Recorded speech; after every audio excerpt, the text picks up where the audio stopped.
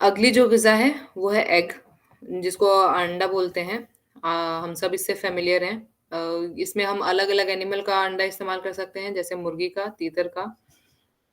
जो भी आपको सूटेबल हो वो इस्तेमाल कर सकते हैं। अंडे के 2 पार्ट होते हैं, एक यॉक पार्ट होता है और एक व्हाइट पार्ट होता है। येलो पार्ट को यॉक बोलते हैं और व्हाइट पार्ट जो होता है, वो हाइली प्रोटीनेशियस होता है, जिसका मिज़ाज सर्द होता है और मिज़ाज और जो येलो पार्ट होता है उसके अंदर ऑलमोस्ट हर तरह के सारी जो होती हैं वो विटामिन्स ऑलमोस्ट सारी जितनी भी तरह के विटामिन्स हैं वो सारी यॉक में प्रेज़ेंट होती हैं। फैट कंटेंट अच्छी खासी क्वांटिटी में होता है, इसलिए ये पूरा जो है वो हाइली न्यूट्रिशियस डाइट एक तरह का माना जाता है। जितने भी बॉडी बिल्डिंग वगैरह है उसके अंदर जितने भी जब हम किसी को भी प्रोटीन डाइट सजेस्ट करते हैं तो उसके अंदर अंडा एक मेन इंग्रीडिएंट के तौर पे रहता है, कि आप अंडे ज़्यादा से ज़्यादा लें।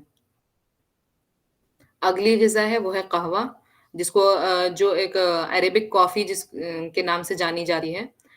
इसको तैयार जो किया जाता है वो Arabic coffee beans specific Arabic coffee beans होते हैं, जिससे तैयार किया जाता है और इसके अंदर जो है अरेबिक कॉफ़ी बीन्स के अलावा और भी चीज़ें शामिल कर सकते हैं। ये इलायची या दालचीनी, लौंग ये सारी चीज़ें इसके अंदर जो अपने टेस्ट के अकॉर्डिंग इसके अंदर डाल सकते हैं। ये जितने भी अपर रेस्पिरेटरी डिज़ीज़ेज़ हैं, यानी कि जैसे कि कॉमन कोल्ड, कफ या ब्रोंकियल एस्मा, हेडेक जितने भी सर दर्द की जितनी भी बीमारी तरह के हुमा हैं, उन सब में बहुत ज़्यादा फ़ायदेमंद होता है।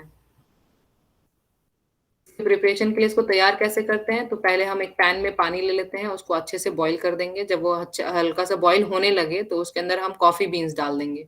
इसके बाद कॉफ़ी बीन्स डालने के बाद उसको 10 मिनट तक अच्छे से बॉयल होने देना है। जब वो 10 मिनट बॉयल हो जाए अच्छे से उबाल आ जाए अच्छे से, उसके अंदर जितनी भी चीज़ें आपको शामिल करनी है, इलायची, लौंग जिंजर जिंजर शामिल करना है या फिर दालचीनी शामिल जो भी आपको पसंद हो वो इसके अंदर मिलाएँ इसके साथ, अच्छे से उसको मिक्स करें और फिर उसको 4 से 5 मिनट तक और बॉयल करें।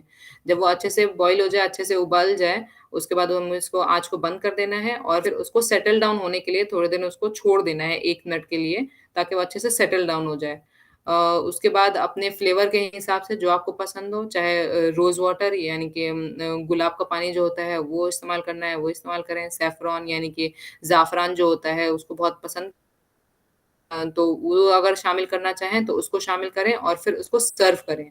सर्व के लिए कहवा एक स्पेशली बाहर के कंट्रीज़ जो अरेबिक कंट्रीज़ होती हैं, अरेबियन कंट्रीज़ उनके अंदर कहवा को सर्व करने के लिए एक स्पेसिफ़िक सर्विंग ट्रे या फिर सर्विंग क्या बोलते हैं कप्स आते हैं जिसको दल्ला या कुल्हड़ कहते हैं।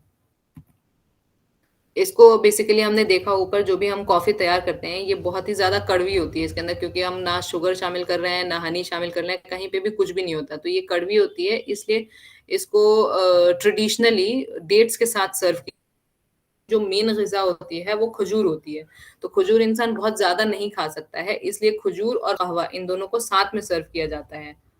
तो जब खजूर ज़्यादा मीठा होने लगता है, वहाँ पे बेसिकली पेट भरने के लिए भी इस्तेमाल किया जाता है, एज़ अ मेन डाइट खजूर का इस्तेमाल करते हैं। तो ज़्यादा खजूर खा नहीं पाएँगे, इसलिए खजूर को कहवा के साथ या कहवा को खजूर के साथ वाइस वर्सा सर्व किया जाता है। मैंने बताया था पहले कि फर्मेंटेशन की बात हम जो नीचे ऊपर जितनी भी ग़िज़ाएँ हैं, उसमें फर्मेंटेशन का बहुत बार ज़िक्र आया है कि हम उसको ख़मीर पैदा करेंगे ग़िज़ा में, उसके बाद हम उसका इस्तेमाल करेंगे। तो बेसिकली जो फर्मेंटेशन के जो फ़ायदे हैं, वो क्या हैं कि फर्मेंटेशन से नेचुरल प्रोसेस है एक, जिसके अंदर माइक्रो ऑर्गेनिज़्म जो कि यीस्ट और बैक्टीरिया जो होते हैं, वो कार्ब्स को कन्वर्ट कर देते हैं अल्कोहल या फिर एसिड में।